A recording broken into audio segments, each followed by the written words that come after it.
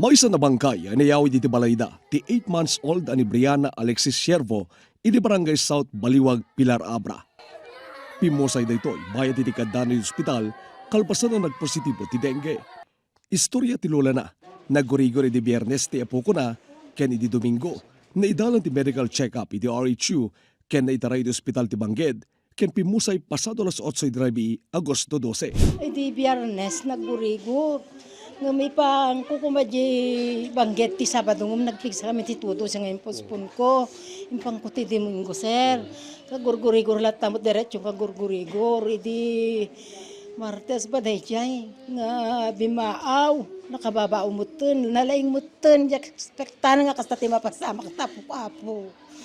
Hindi ko ano ka biglalat na mo nagsisyon sir. Ang damot nga anak man jay i-aron. I-transfer mi kumapay jay sana jay yun ay jayan metro bigan hindi damot na kuwan. Natay mo jay siya arasan sir. Ay nakasagalay transfer yung Oo, i-transfer mi kuma sir. Iyor uray ko nga iyor i-stabilize na laeng. Hindi mo madina mo nga nakayan sir. Positive tayo dengue digiti ano ito. Sumuti ko nada sir. And S1 positive ngamin. Namuana ni Lola LC, ti mo nang nagsakit ti dengue iti kalabe sa bulan, ken si marunod iti sumagmano ang miyembro ti pamilya. Agpada nga OFW, digiti naganak ni Brianna, ken manamnama iti panagawid dan, ken di nasaksakit ita.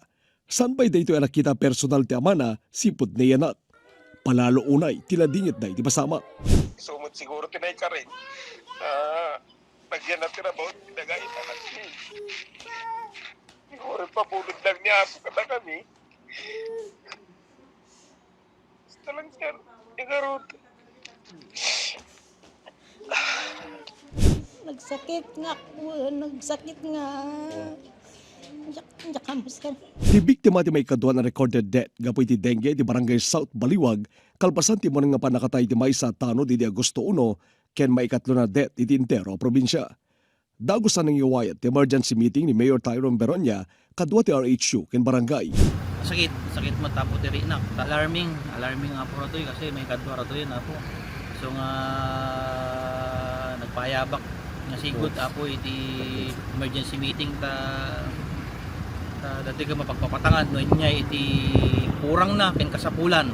Iti ili ti Pilar as of August 13, 2026. 11 na barangay, manipod kaditi 19 barangay, ti addaanan recorded dengue cases nga umabot ti 92.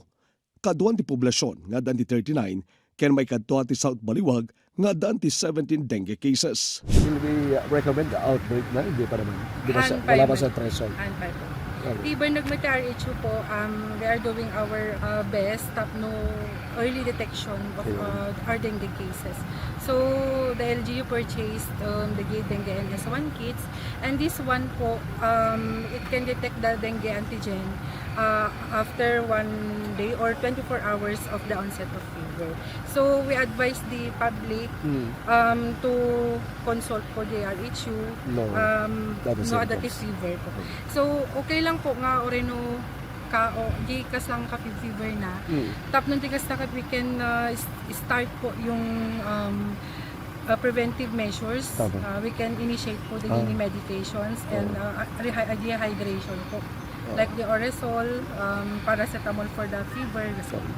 Inpasigurado ti LGU iti panangaramid amin awagas tapno malapdan iti panagano pa iti bilang ti kaso ti dengue. Amin matapong kasapulan iti barangay lalo data sakit nga dengue kunak apo inorderak ti doktora mi nun nga di masapol gatangan tayo. Amin nga dagata fogging, misting machine kunak masapol nga gatangan tayo. Kenda kita agas no ay kwatay amin na kita tama parebentaran tayo lahat nga sakit ato daw-dawatan apo itulong ti barangay ta kenda gadi residente pa imutin nga dalusanda ta hamot nga kaya amin iti barangay nga obrahin na ta so nga reji disiplina mo't laeng apo ti bagbagi tayo ta para maparebentaran tayo datoy apo nga sakit. Nagkikisamit na kita bumarangay iti panagdalos o plantaob, ken panangiwayat ti missing operation iti panangidaolo ti RHU. Agi tawag kami lahat na sir, iti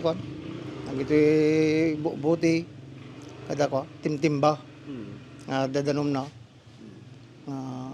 inaldaw ti ko na pa mo ni mayoron sir na bandang alas 4 so isunto la tatera midum minata barang awan ti sumarunon nga kwan kasto nga nangyari.